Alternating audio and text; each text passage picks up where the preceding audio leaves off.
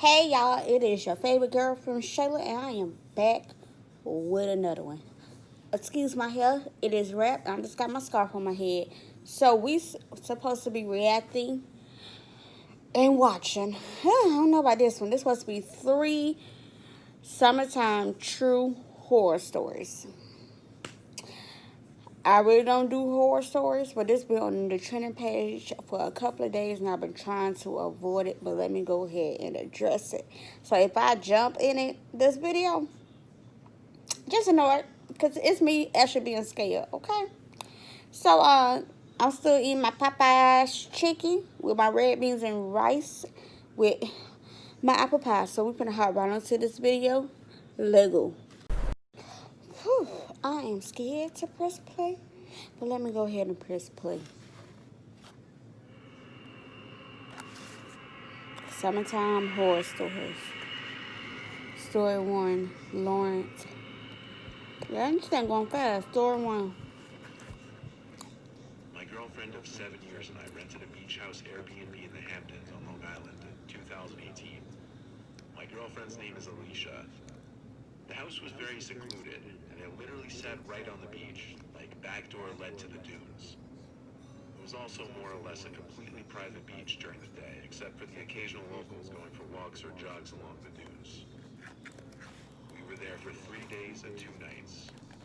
During the daytime, for the most part, we lay in the sand with drinks, or we jump in the pool in the backyard of the house. The first night, we went to some local bars to drink a little bit, then went back to the house to relax and watch a movie. The second day there, like I said, we basically did the same thing as the first day, only this time we hopped in the pool first before going to lay on the beach to dry off. The house was absolutely gorgeous, a fantasy home for Alicia and I. Woods surrounding the house, pool in the backyard, and beach 10 steps from the back door. It all seemed like it was going to be a fantastic weekend getaway. We stayed on the beach for many hours, until around maybe like 4 or 5. Right as we started packing up and I stood up, I looked at the house, at one of the windows specifically, and I thought for sure I could see someone standing at the window, looking down at me. The sun was kind of creating a glare on the window at its current position, so I couldn't tell 100% if my eyes were playing tricks on me. I grabbed Alicia's shoulder and pointed up at the window. "Do you see that?" I asked. When she said, "See what?" I could see that whatever I thought I saw didn't seem to be there anymore. I told her to keep packing up while I ran back to the house and up the stairs to the bedroom window where I thought I saw someone or something. The room was empty though, as was the closet under the bed and the rest of the upstairs rooms. The only noise was the sound of the window air conditioners in various rooms, and then the door opening downstairs. It was Alicia arriving with the stuff, so I chalked it up as seeing things after lying in the sun for hours. That night, we hit a couple of the same bars again. We stayed out later this night because it would be our last night there. I think we got back around 11. Upon entering the living room, we tried to flick the lights on, but they wouldn't. Then we noticed all the digital clocks for the cable boxes were off too, so the power was out. I looked around for a circuit box, but couldn't find one. It was way too late to call the homeowner. All that would happen is we'd miss out on watching a movie that night. We were tired anyway, so we just went upstairs using our phones to provide us enough light to prevent us from falling on our faces up the stairs. We went to bed, and the alcohol in Alicia's system helped her knock out pretty quickly. But then, I sat up when I felt like I heard something from outside of the room. I looked at the doorway. Someone walked past the doorway in the hall. I covered my mouth with my hands to prevent my squeal of horror from being heard. I lifted myself over Alicia to get off the bed and run to lock the door. The second I locked it, there were knocks on the other side, and someone said, "It's the landlord. I came to fix the power." I didn't believe it for a second. The knocks turned to more aggressive bangs. The door started to shake as the man on the other side started twisting and shaking the doorknob. My girlfriend woke up and started to scream as she realized what was going on. I screamed, "Call the cops," to her, and I think this caused the man on the other side to stop. The next thing that happened, after waiting in silence and fear, was the sound of the police officers downstairs. They had entered the house through the front door that was apparently left open. The police investigated, took a report, and said they'd let the local media know of the incident. They even helped us find the circuit box and restore power. The next day, we left first thing in the morning. On the ride home, I called the landlord, who said he hadn't even been near the Hamptons for a few weeks.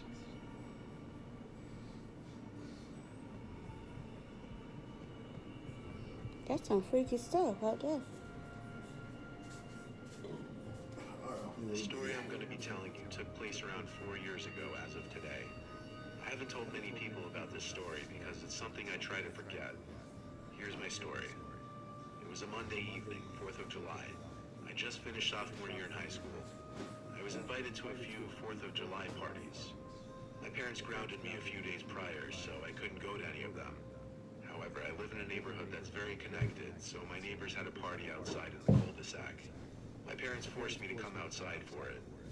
I'm not extremely awkward or anything, but I hate talking to older adults because I never know what to talk about. Luckily, I had a friend named Eli who lived in the same area, so I called him up and we hung out at the party. After a few minutes at the party, we got extremely bored.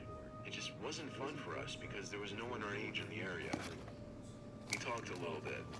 Then Eli asked, "Doesn't Savannah live like down the street? We should go door ditch her." I agreed to Eli's suggestion, and we were on our way down the street.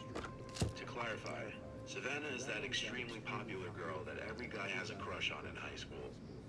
It was awkward enough that we were neighbors, but her dad was also my dentist. We made our way down the street. The sun began setting quickly. Eli and I made jokes about dumb things we found funny at the time. Being honest, we were both pretty nerdy our sophomore year. I eventually asked Eli if he knew where the house was located because I'd never been to Savannah's house before. After scanning the whole area of houses, Eli began pointing to my west. He was pointing at a big house that was pretty complex. We lived in a mediocre area in Michigan. Houses like this one were rare here. Anyway, we sneakily approached the house.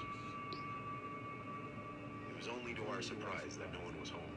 No cars in the driveway, the lights were off, nothing. We both began observing the house. We agreed that she probably went on a trip with her family. I suggested that we come back next week and do the door ditch. Eli didn't listen though. He kept staring at the house. He approached the front door. "Eli, let's go," I yelled. He told me to be quiet, and as he opened the front door, his face lit up. They left the door unlocked. Eli suggested that we explore the house and that it would be quick. Being Crazy as curious hell. teens we entered the house. It was dark and extremely cold. We both split up, exploring the enormous house. I went into every room of the house and began to feel extremely guilty because that was considered breaking into someone's house. Also, we were invading the family's privacy. After a few minutes of contemplation, Eli began screaming. I walked over to the screams and found Eli. He was leaving what I believed was Savannah's room. "Why are you screaming?" I asked. He began walking me to the nearest bathroom. He locked the door and started whispering. There was someone watching me in the closet. I tried reassuring him the person was probably a family member who thought we were breaking into the place. He immediately responded, "Why would he be hiding in a girl's room then?" From what I saw, the room's walls were entirely white, the bed covers were white, and it just overall gave off a girl's room vibe. I became suspicious myself. That was when we began to hear footsteps approach the bathroom door. We tried listening, but the walking seemed to stop. I told Eli to be quiet. Someone started mumbling something outside the door. Shortly after, there was knocking on the door. It started out soft. As it continued, it got louder and louder. It sounded as if someone was trying to break down the door. It started becoming a scene out of a horror movie when the person started screaming. It was a man's scream. I turned around and panically tried to open the window behind us. It was bolted down. I thought we were dead. There was a wrench right next to the toilet, and I used it to destroy the window. We jumped out of it and fell onto the bushes below. I still managed to break my ankle, but we ran out of there fast. Both Eli and I were so confused as to who that person was and what their intentions were. A few days passed, and the family came back. I couldn't take the guilt anymore. I turned myself into the cops and admitted to breaking in. The cops asked me a few questions. Later, they sat me down with my dentist, or the homeowner. I began the conversation with, "Yes, I'm guilty, but the guy hiding in your daughter's closet nearly tried killing me." My dentist showed mercy and didn't press charges. However, he just started to become anxious as he told me. We never invited anyone to stay at our house.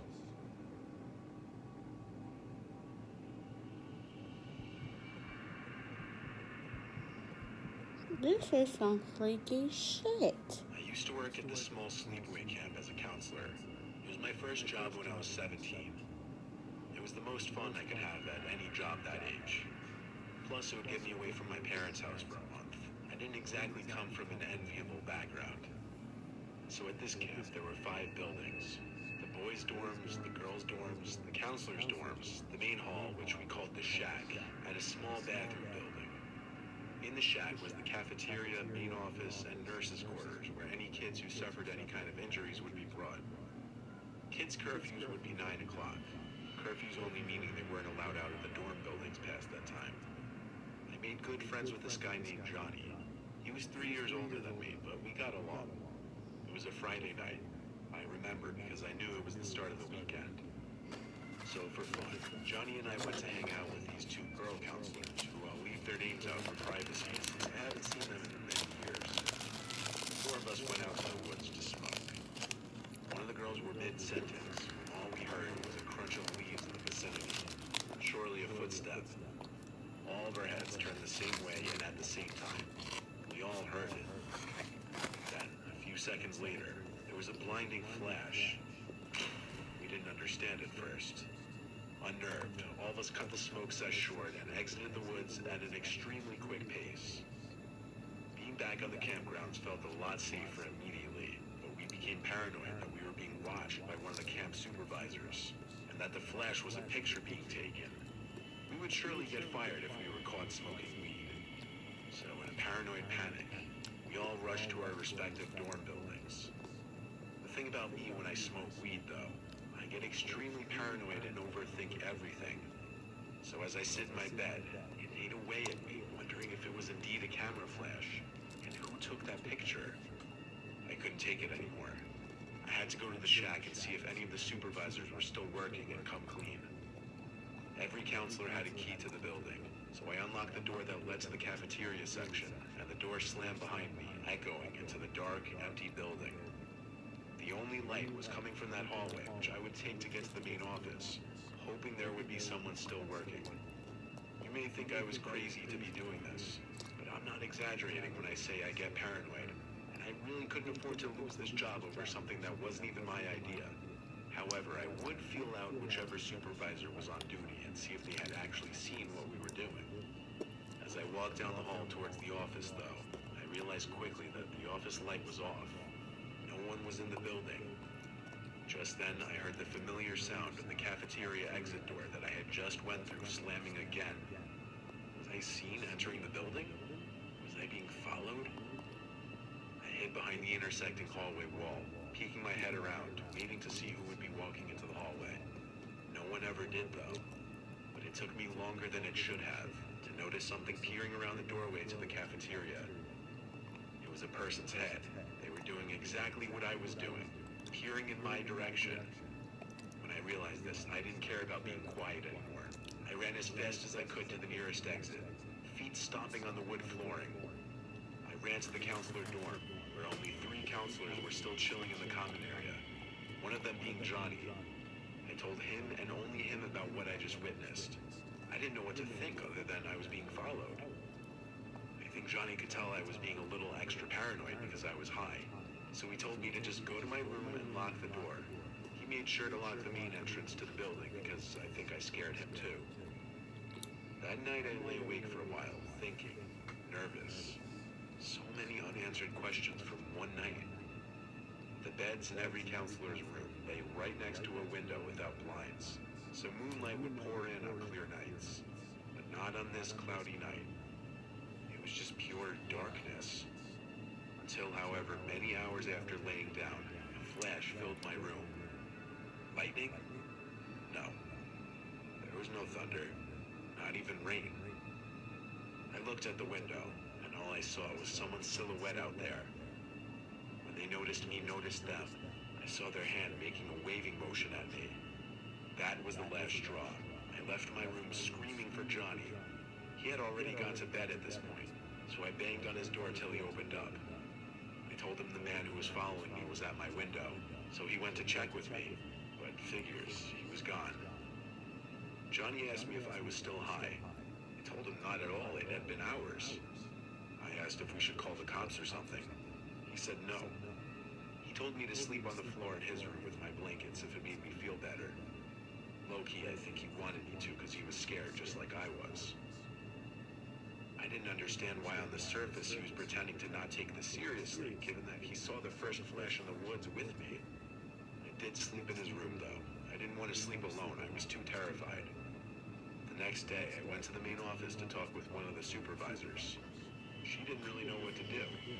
She didn't call the police, but she gave me permission to call them if something else happened, for the safety of the children.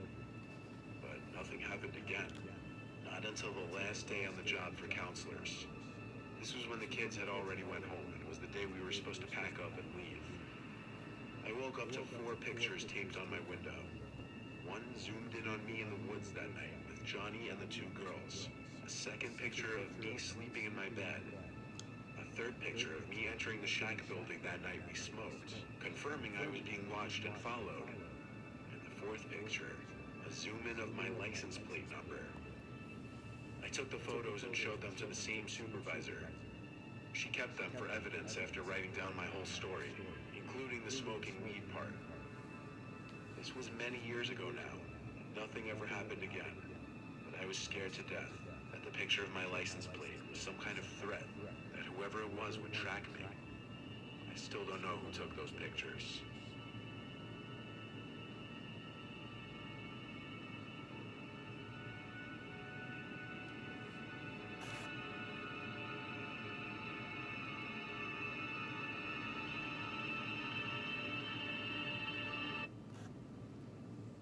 That right there is some freaky shit. Do you understand me? I don't even know what to say. I'm over here like looking around corners and shit.